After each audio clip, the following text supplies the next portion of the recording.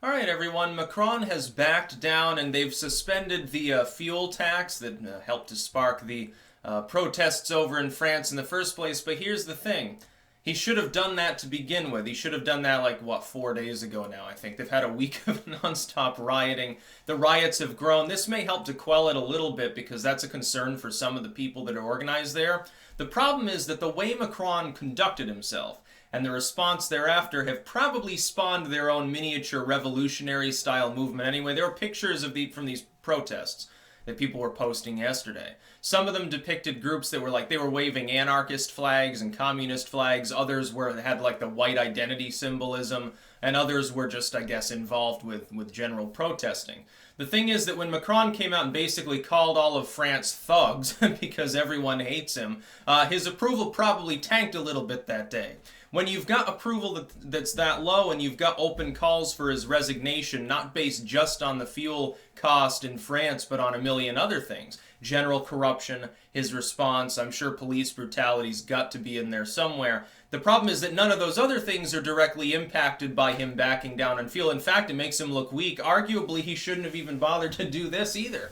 Arguably, he just should resign and cut his losses before he ends up one of the greatest modern political disgraces. That would be honestly what Macron should do. The time to repeal the fuel tax, call for calm, and say, look, I understand you're pissed off. I'm doing what I can. Give me a little bit of time, was around the time that he called all of Paris thugs. And in all honesty, now the protests have swelled in size. There was a video I posted on Twitter earlier somebody took. This was very, very strange. one of my friends sent me this. It's I guess this crane or something, and there was a burning car on the end of it. Like, I guess they were getting it out of the road or something, and so it looked like it was flying through the air. And it's like, how surreal can it be? Now, what I would suggest to the people of France, for what it's worth, yeah, you probably should continue protesting. Eventually, Macron will have if he backs down here and looks weak, eventually he'll have no choice but to just abdicate his position. Does that mean you get a snap election? Maybe you should vote for Le Pen or whoever stands in for Front National or whatever they're calling themselves this week next time. Maybe you should try something different. Like what's being tried in Brazil, and it's working. It's being tried here, it's working. It's working in the Philippines. It's working everywhere else populism's taking root. We've got the globalists absolutely fucking terrified right now. Why do you think Silicon Valley is cracking down on every bit of fun you can have on the internet? I gotta talk about Tumblr and Tim Cook later. Why do you think they're doing that? They're fucking concerned right now that the EU will implode. That's their sort of roadmap to globalism anyway. If that begins to shatter and there are all sorts of internal problems and even the bigger economies within Europe, it's going to make them look pretty shitty indeed compared to glorious populist land over here where things are going pretty well. But their response is just to call people Nazis. There was an article, oh, this was funnier. Somebody dredged up an old tweet that had been made. I can't remember who it was by. Again on Twitter, by some, I guess, political analyst or pundit or something, and they're like, "Oh, the U.S. needs its own Emmanuel Macron, somebody who's young and chic, and he can make centrism exciting." And I'm thinking, "Oh boy!" And this is a nearly year-old tweet. Yeah, that one aged well. Oh yeah, Macron's done such a good job. No, you know what a centrist is? A centrist is someone who likes war, but they just disagree with this war for some reason. They want to steal from you, but they'll leave you enough to survive on.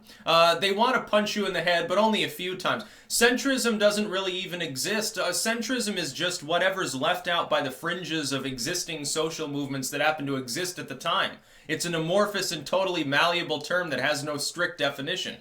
It's basically the so-called moderate point between often dichotomous ideologies. So yeah, it's the midway point between fucking fascism and someone who wants to live a free life. That doesn't make any sense. Oh yeah, I'm only a little bit fascist. I'm only a little commie. Or no, fuck you. Centrism is bullshit. And Macron is bullshit. And the people of France obviously know it. What's his approval rating at right now? What's Macron's approval? It was around like 20-25% not long ago. After the police brutality and people getting their cars burned, which you shouldn't be burning cars. I understand, Allah's barricadas and all this bullshit. That's private property, and a lot of these probably aren't cop cars, so that's regrettable. Like when you throw rocks through shop windows and stuff, it's not a good look for any protest. Hell, apparently more than half the cops agree with the protesters. Well, yeah, they got families too. They gotta live in France. That's the one thing you can count on. Yeah, time and time again, oftentimes the police eventually crack and they're like, fuck it. And you saw this in Ukraine when they had their Orange Revolution or whatever. And this isn't really a color revolution. Some people are trying to claim this is like Soros bullshit. No, this is anti-globalistic. This is against the people that are pro-EU, pro-one world government, essentially, for what it's worth in a non-conspiratorial sense, in a general essence. It's against people who want to rob and harass and tyrannize. What you need is a classically liberal revolution there to tear up all the censorship and get rid of the open borders bullshit and sweep the EU aside. France has the power to do that. It's one of only two main economies now in the EU that isn't being run right now by a populist party. The other one, of course, being Italy, with Salvini and his people. A little bit different, kind of mafioso at this point, unfortunately. France is the other big economy other than Germany. Let it be Germany and Germany's slaves then. Let's make it fairly obvious what the EU actually is, that it's an imperialist's experiment. It's not to the benefit of the public of any of these countries. So yeah, people in France should keep protesting. You might want to tone down the property damage, though, and not harm people.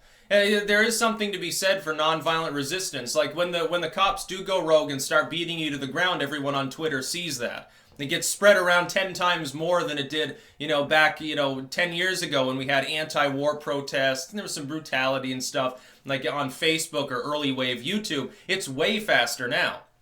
A million sites, which again is why they want to destroy all of the alternatives to these sites so that they can crack down internally and prevent those messages from getting out. No, they don't want you to see someone getting their head bashed in for being anti-war. It's not good for the globalists because people know, hey, the world is still fucked up. The fact that you call yourself a progressive hasn't made it better. Believe it or not.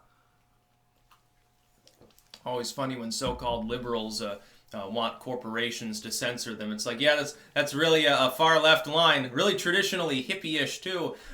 Macron is back down like a cowardly dog with its tail between its legs, pissing and shitting all over itself in frustration. And it's funny to see. Hopefully the next time he's backing down, he's backing into his limousine and driving off into the sunset, having left France entirely and gone into exile. Maybe he can go and live in Sardinia or something. Give him a tropical vacation with his geriatric wife, his mother figure. That's about all.